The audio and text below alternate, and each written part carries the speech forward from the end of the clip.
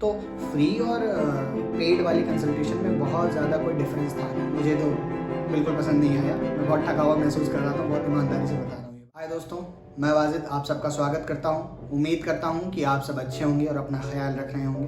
तो इस वीडियो के फर्स्ट पार्ट में जैसे कि हमने डिस्कस किया था कि डॉक्टर आपको हेयर ट्रांसप्लांट प्रोसीजर के बारे में बताएंगे और उसके बाद जो नेक्स्ट स्टेप होता है, अब हम इस वीडियो को वहाँ से कंटिन्यू करेंगे कि कंसल्टेशन में आगे क्या क्या चीज़ें होती हैं और आपको क्या क्या चीज़ों का ध्यान रखना चाहिए।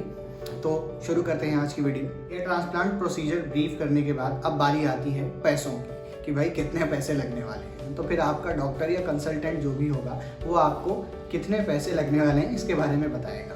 तो कितने पैसे लगने वाले हैं ये डिफाइन होगा हमारे ग्रेड ऑफ बाल्डनेस से। ग्रेड ऑफ बाल्डनेस हमारा कितना है और उसमें कितने ग्राफ्ट लगने वाले हैं। तो उन ग्राफ्ट के बेसिस पे जो भी ग्रेड होगा आपका, उन ग्रेड के बेसिस पे कुछ ग्राफ्ट डिफाइन होंगे कि कितने नंबर ऑफ ग्राफ्ट लगने वाले हैं। उन ग्राफ्ट के बेसिस पे हर क्लिनिक आपको अलग अलग तरह का पैकेज दे सकते हैं। उन पैकेजेस में बेसिकली होता क्या क्या है, उन पैकेज में आपका हेयर ट्रांसप्लांट का प्रोसीजर जो होगा वो इंक्लूडेड होगा। कुछ क्लिनिक्स आपको फ्री पीआरपीज ऑफर कर सकते हैं और उन पीआरपीज के नंबर्स अलग अलग हो सकते हैं अलग अलग क्लिनिक्स में। सपोज कोई आपको 2 पीआरपीज दे सकता है, कोई 3 पीआरपी, कोई 5, कोई 6, इस तरह से अलग अलग नंबर ऑफ पीआरपीज ऑफर कर सकते हैं। कुछ क्लिनिक्स आपको उस पैकेज के अंदर ही आपकी जो 3 to 5 डेज़ की मेडिसिन है वो इंक्लूड कर सकते हैं। कुछ क्लिनिक्स आपको वो ऑफ़र नहीं देते हैं, उसके लिए आपको अलग से मेडिसिन लेनी पड़ेंगी। कुछ क्लिनिक्स आपको जो आपके ब्लड टेस्ट होते हैं वो भी इंक्लूड कर लेते हैं और कुछ क्लिनिक्स आपके पैकेज में वो इंक्लूड नहीं करते हैं। तो इस तरह से अलग अलग क्लिनिक आपको अलग अलग तरह के पैकेज देते हैं। सो ये बेसिकली एक पूरा स्ट्रक्चर होता है हेयर ट्रांसप्लांट प्रोसीजर का।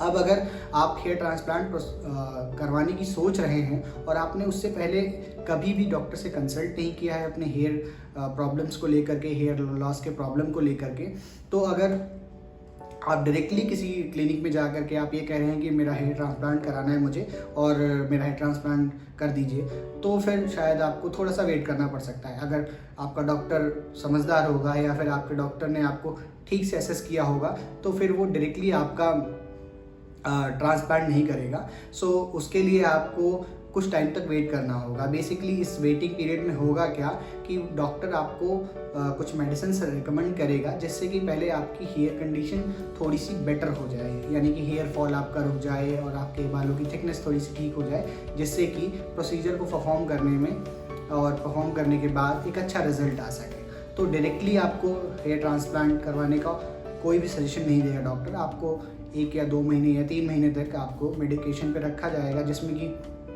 आपको मिनॉक्सिडिल लगाने के लिए दी जा सकती है, फिनेस्ट्राइड खाने के लिए दिया जा सकते हैं और मल्टीविटामिन कैप्सूल्स दी जा सकती हैं खाने के लिए। तो ये एक प्रोसीजर आपको फॉलो करने के बाद फिर हेयर ट्रांसप्लांट के लिए जाना होगा। सो जैसे कि इन माई केस मैंने एक लंबे टाइम से मिनॉक्सिडिल में यूज़ कर रहा था और मल्टीविटामिन्स भी ले रहा था, तो मुझे एज सच वेट करने की ज़रूरत नहीं पड़ी और मैंने अपना कंसल्टेशंस की जितने भी क्लिनिक्स में मैं कर सकता था। अलग अलग जगह से मैंने अपनी जितनी रिसर्च की थी, जो मेरे क्वेश्चंस थे मैंने उनसे पुट ऑन किए, उनसे पूछे, डिस्कस किया और उसके बाद से फिर मैंने एक डे डिसाइड किया और उसके लिए मैंने अपनी स्लॉट बुकिंग की और मैंने अपना हेयर ट्रांसप्लांट करवाया। अब बात करते हैं हम पेड और नॉन पेड कंसल्टेशंस की। तो जैसा कि मैंने आपको शुरुआत में बताया था कि मैंने तकरीबन 10 कंसल्टेशंस ली, जिसमें से 7 अनपेड थी और 3 पेड थी, जिसमें से भी जिन 3 पेड्स में से एक का मैंने पेमेंट नहीं किया था, वो भी मैंने फ्री करवा ली थी। तो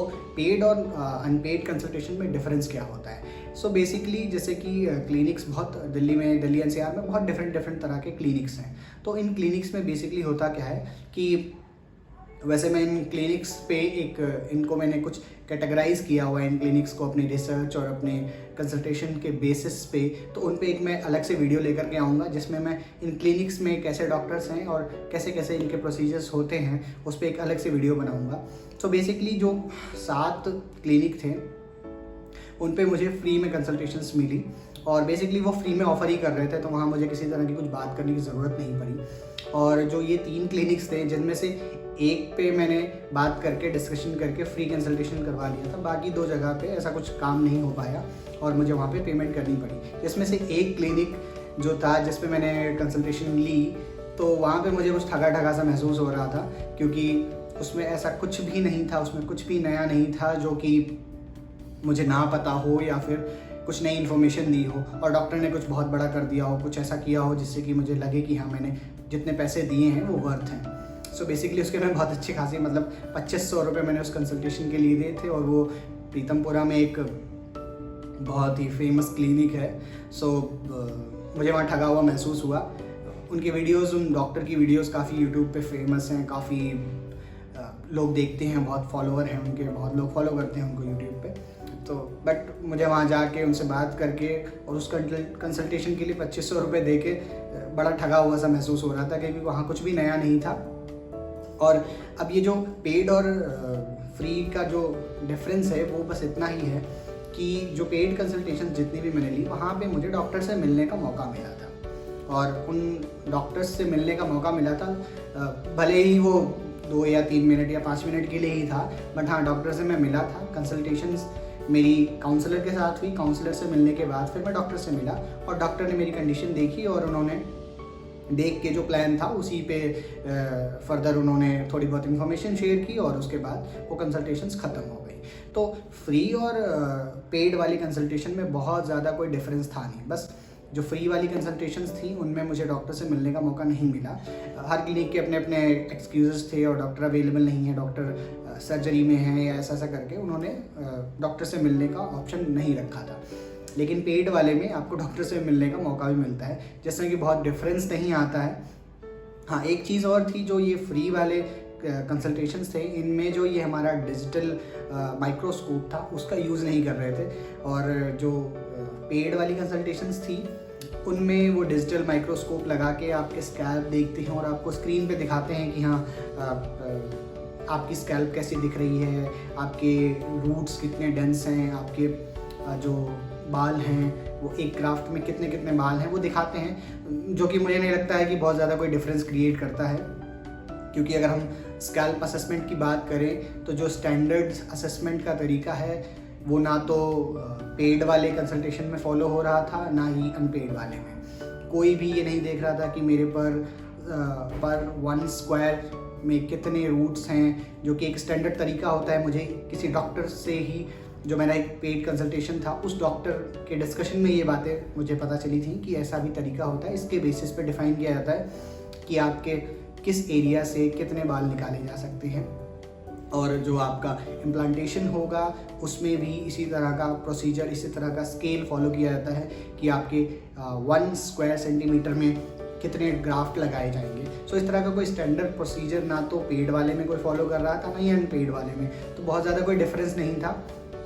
सो मैं प्रेफर करूँगा कि आप ये कोशिश करें कि फ्री कंसल्टेशन के लिए ही जाएं, और अगर कोई डॉक्टर या क्लिनिक पेड कंसल्टेशन दे भी रहा है तो आप ट्राई करें, उनसे कहें कि यह सच बहुत ज़्यादा डिफरेंस नहीं है फ्री और पेड में, तो कोशिश करें कि फ्री में ही आपका काम हो जाए, फ्री कंसल्टेशन में। क्योंकि हम इन जनरल अगर हम किसी डॉक्टर के पास किसी दूसरी मेडिकल कंडीशन के लिए जाते हैं तो डॉक्टर हमें एग्जामिन करते हैं और उन्हें हमें दवा लिख के देते हैं, लेकिन यहाँ पे ऐसा कुछ नहीं होता है।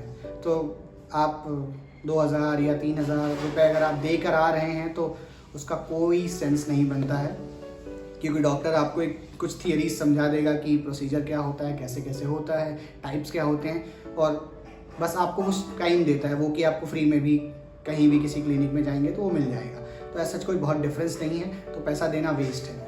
अगर देना भी है तो मैं कहूँगा कि 500 रुपये तक का अगर कंसल्टेशन है, चार्जेस हैं, तो उतना वर्थ है, उतना दे सकते हैं। अगर कोई ढंग का क्लिनिक है और कोई बहुत फेमस डॉक्टर है, आपको लगता है कि वहाँ जाना चाहिए आपको। बाकी ये ये हेयर ट्रांसप्लांट का कंसल्टेशन के चार्जेस तो ये काइंड ऑफ फ्रॉड ही है और स्कैम है काइंड ऑफ। मुझे तो बिल्कुल पसंद नहीं आया, मैं बहुत ठगा हुआ महसूस कर रहा था, बहुत ईमानदारी से बता रहा हूँ ये बात। सो ये एक पूरी जर्नी थी कंसल्टेशन की, जिसके बाद मैंने लगभग 10 कंसल्टेशन ली, कुछ ऑनलाइन कंसल्टेशंस भी ली, और उसके बाद मैंने डिसाइड किया कि मैं किस क्लिनिक में जाऊंगा अपने ट्रांसप्लांट के लिए और फिर कैसे अपना ट्रांसप्लांट करवाऊंगा।